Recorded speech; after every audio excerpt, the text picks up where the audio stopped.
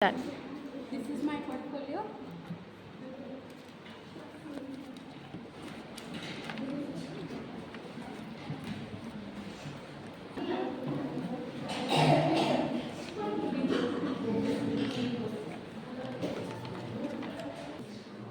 This is the introduction page.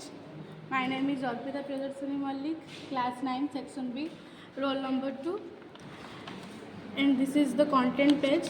My first topic is what is science, and second topic is a great scientist, and third topic is project work on cell, and fourth topic is organic farming, fifth topic is microscopic view, and poem about tree.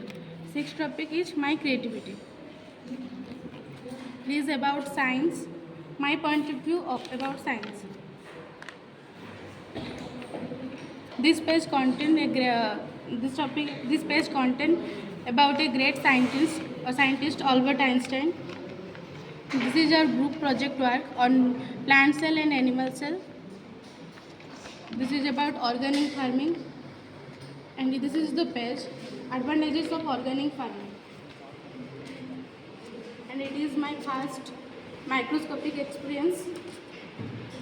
This is the picture of onion peel cell. It is a microscopic memory of my first experience. It is a poem on tree.